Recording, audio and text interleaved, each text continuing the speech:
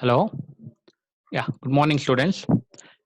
In the last class, we have seen the scaling in electricity, and that we have seen the electric resistance R, resistive power loss P, and power for performing. So that is nothing but the ratio of P by EAV. If you remember, so we have derived the resistance R.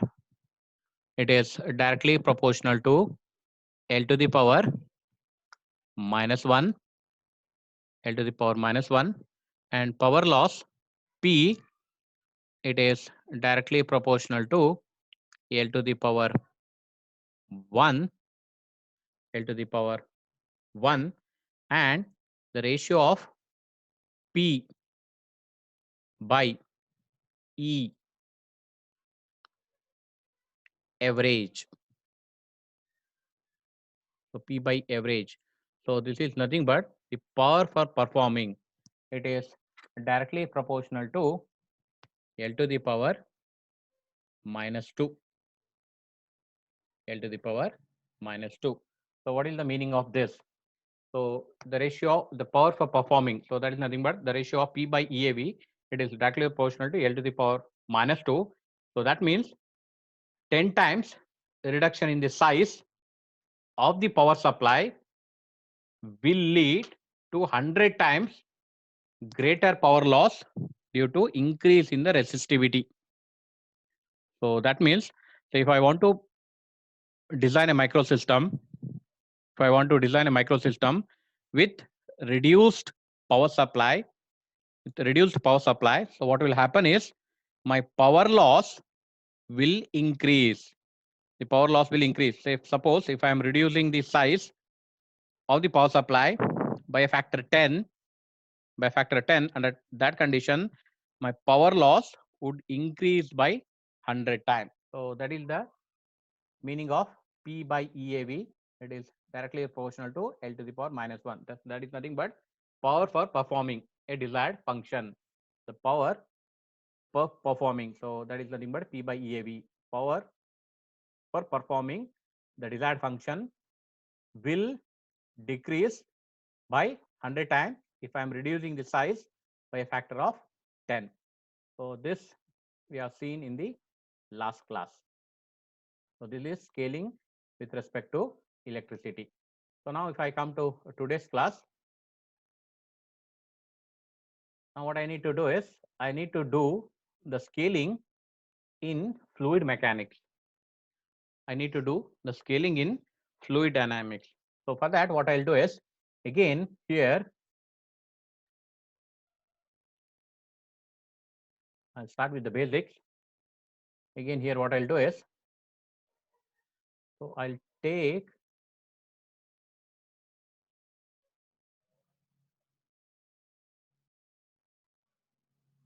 a straight line. Okay, this is my y coordinate. This is my x coordinate. Say suppose there is a rectangular box. Say suppose there is a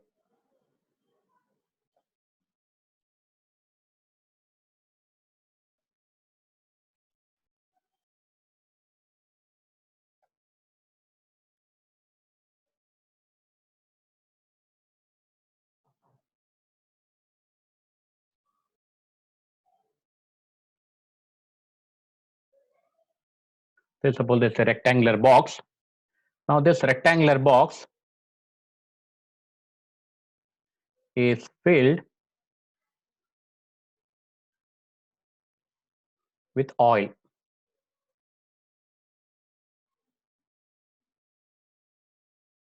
Okay, this rectangular box, it is filled with oil.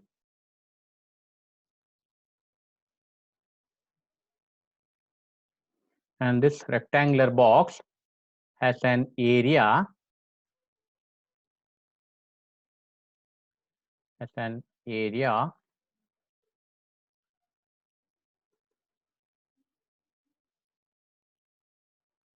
area of A, and height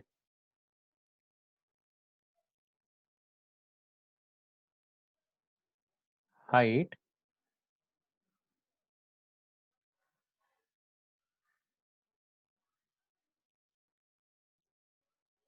that's an height of h. So there's a rectangular box filled with oil, has an area A and H. So now under this condition now, my volume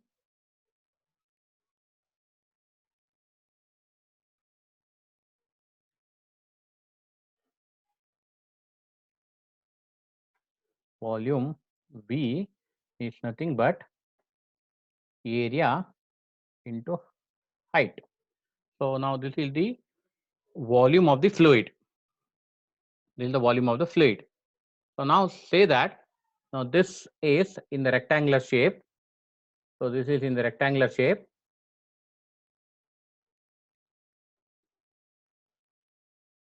This rectangular box is in the rectangular shape. Say this is my x direction. This is x direction. And this is my y direction. So this is my x direction and this is my y direction. So what I'll do is, say suppose if the top plate, it can be moved. If the top plate can be moved, so under that condition, what I'll do is I'll slightly move the top plate. If I move the top plate, so that means I'm moving the plate along the x direction. So under that condition, what will happen is my rectangular box will look like an parallelogram. So will look like a parallelogram. So that means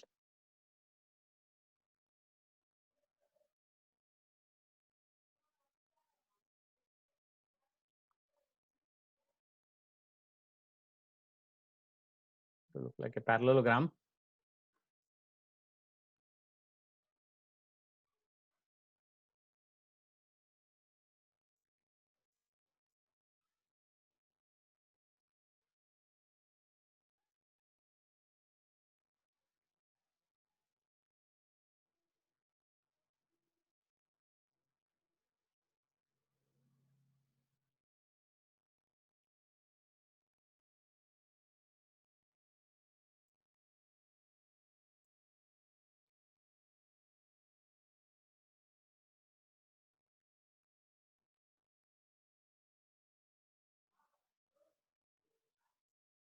So it will look something like an parallelogram.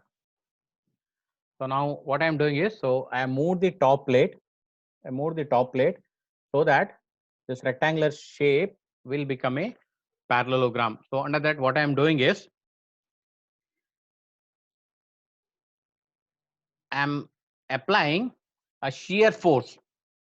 So by moving the top plate, in the x direction, I'm applying a shear force. So that is applied to the fluid. And for this motion, say there is a shear stress. So there is a shear stress along the x direction.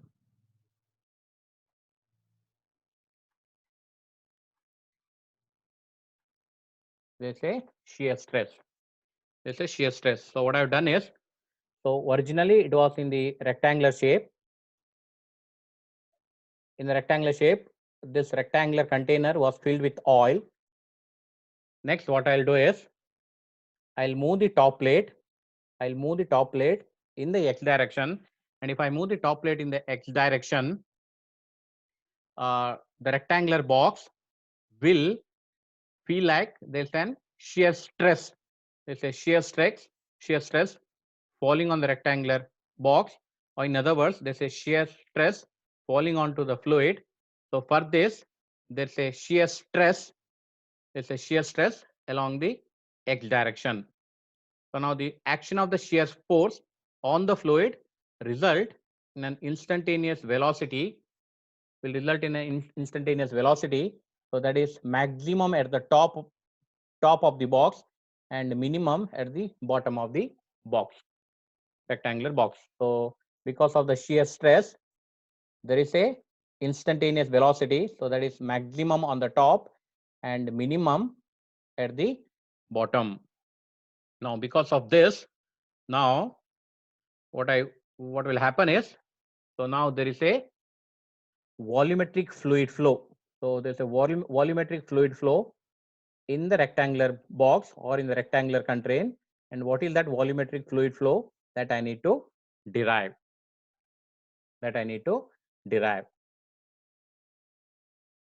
So that means my fluid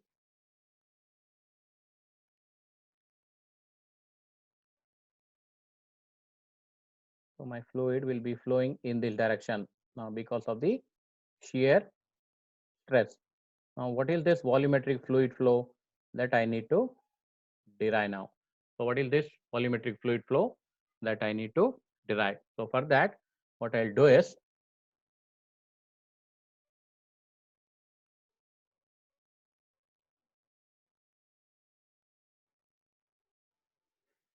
okay, so for that, what I'll do is, I'll define the viscosity. So, I'll define the viscosity mu is equal to, the viscosity mu is equal to the shear stress tau divided by shear rate. So tau shear stress divided by shear rate. So now what do you mean by viscosity? So viscosity is nothing but it is an resistance offered to the flow of fluid. So similar to the electric resistance, it offers resistance to the flow of current. Viscosity is nothing but it is the resistance offered to the flow of fluid. So now if I take an example, the syrup, say the I'll take the example of tomato sauce, tomato soup. So tomato soup has higher viscosity than the water. It has higher viscosity than water. So meaning is the movement of syrup or the movement of sauce for the applied force is less as compared to that of water. As compared to the water. If I take an example, so in automobile, we put engine oil.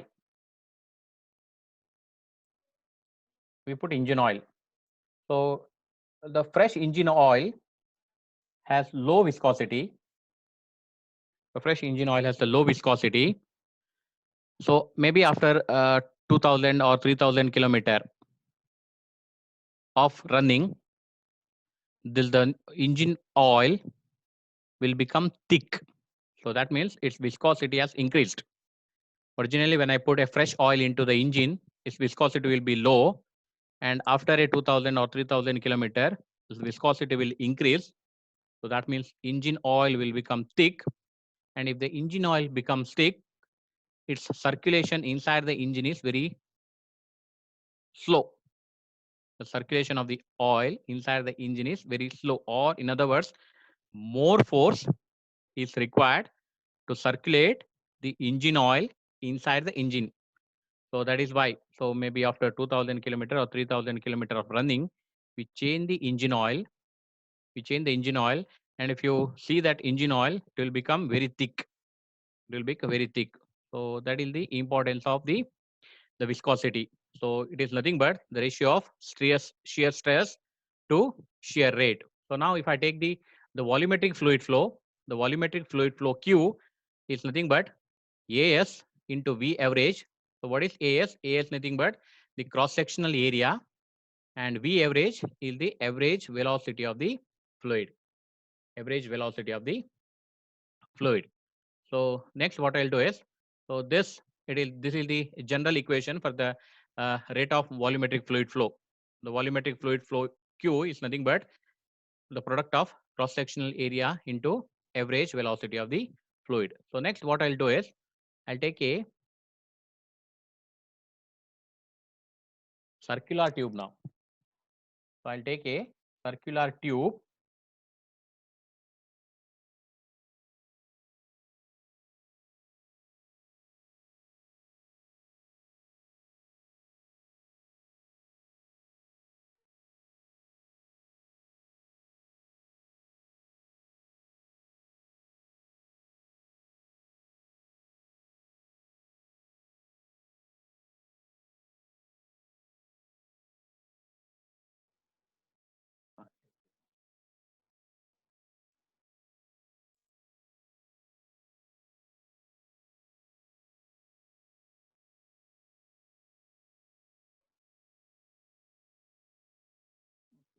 the circular one.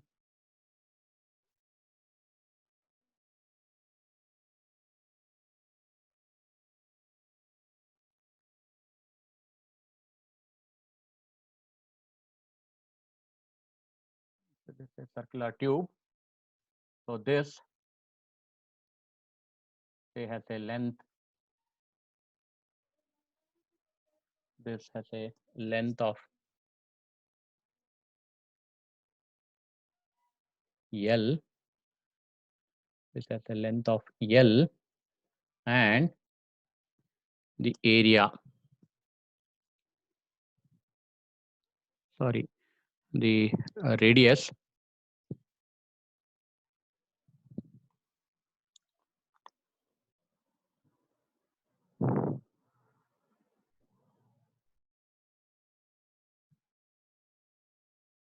Let's say circular pipe. Say suppose some fluid is flowing on this. This has a length L and radius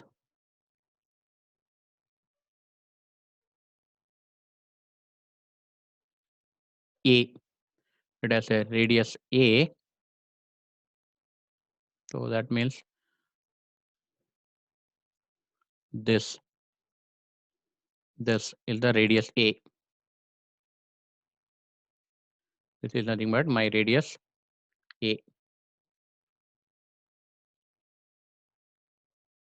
So it has a radius of A.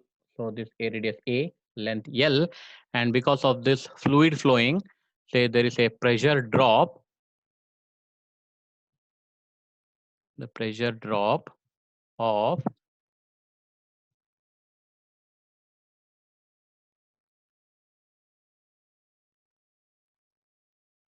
so there's a pressure drop of delta P.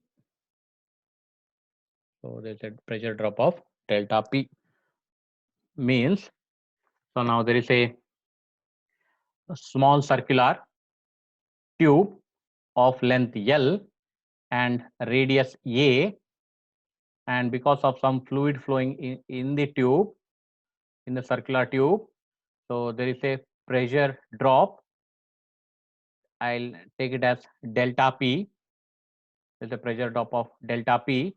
So now if I calculate what is the average velocity of the fluid flowing in the circular tube,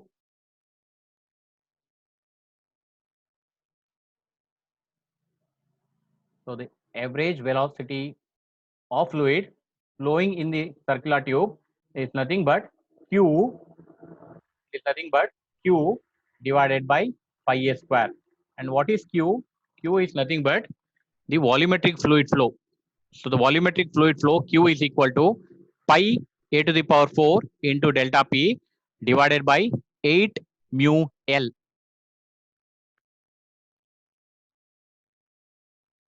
8 mu L. So this is the volumetric fluid flow. So the volumetric fluid flow in a circular tube of length L and radius A is nothing but pi a to the power 4 into delta P divided by 8 into mu L. And what is the average velocity?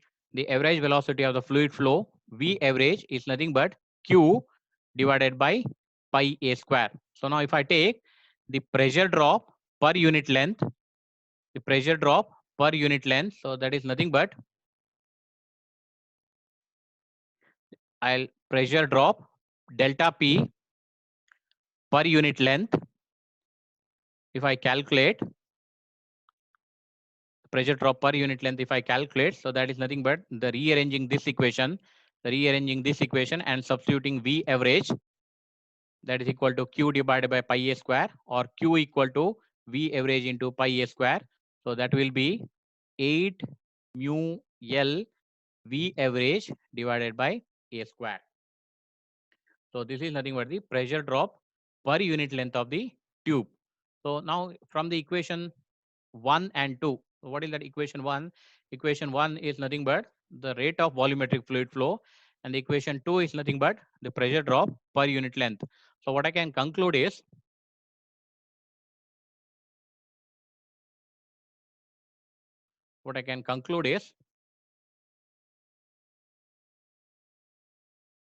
Now volumetric fluid flow, the volumetric fluid flow Q will be directly proportional to A to the power 4. And what is A? A is nothing but the radius of the tube, and the pressure drop per unit length is directly proportional to A to the power minus 2. So what is the meaning of this? So that means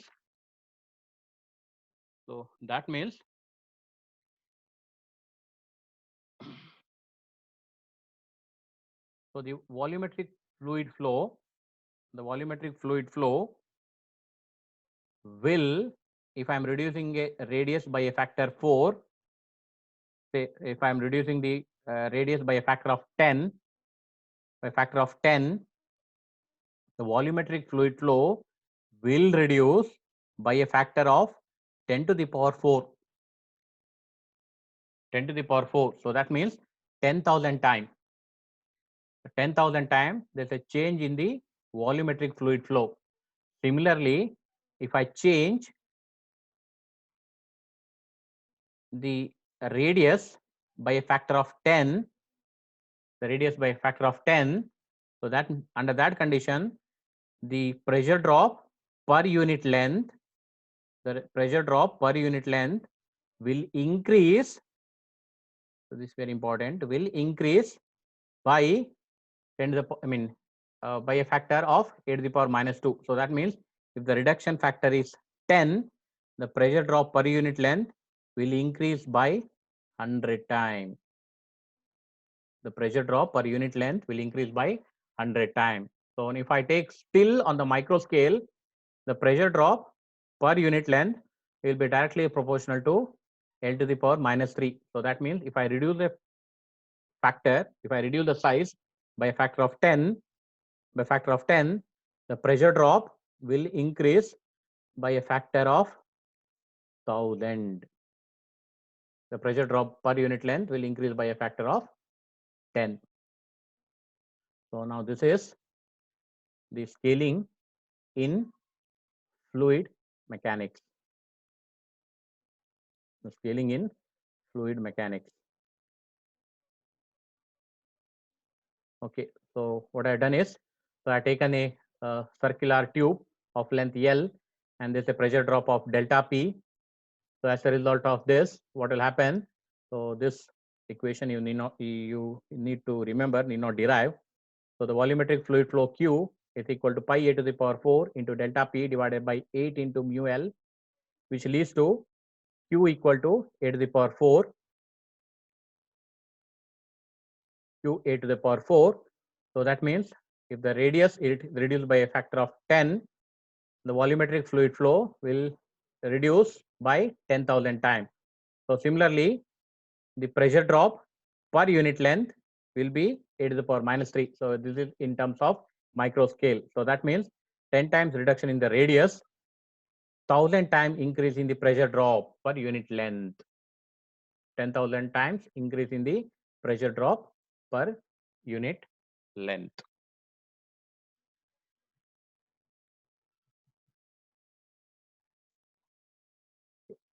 So any doubt here? Any doubt?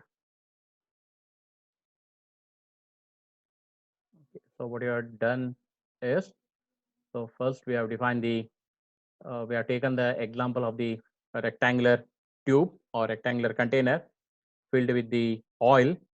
Next, what I'll do is I'll move the top plate in the X direction.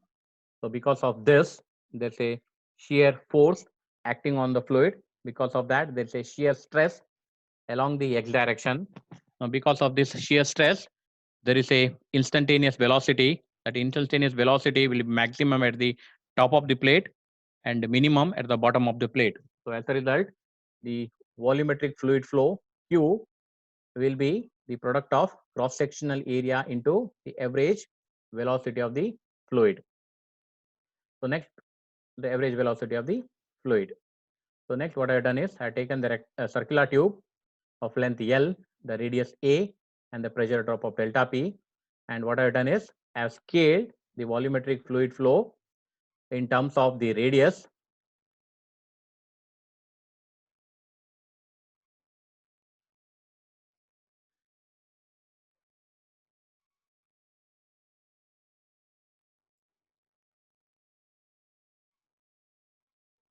volumetric fluid flow in terms of the radius. Similarly, the pressure drop per unit length again in terms of the radius. So meaning 10 times reduction in the radius, 10,000 times reduction in the volumetric fluid flow. 10,000 times reduction in the volumetric fluid flow. Similarly, 10 times reduction in the radius, 1,000 times increase in the pressure drop per unit length inside the tube. So that means if I'm reducing the radius of this tube, there's a more pressure drop. There's a more pressure drop happening inside the fluid, inside the pipe. So more pressure drop is happening inside the pipe or inside the circular tube. So in the next class, we'll see the scaling in heat transfer. So we'll take the two cases separately, scaling in heat conduction and scaling in heat convection. Any doubt you can clarify?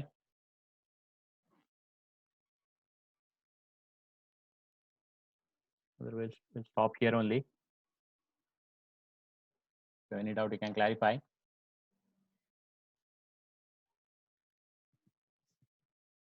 Okay. Thank you.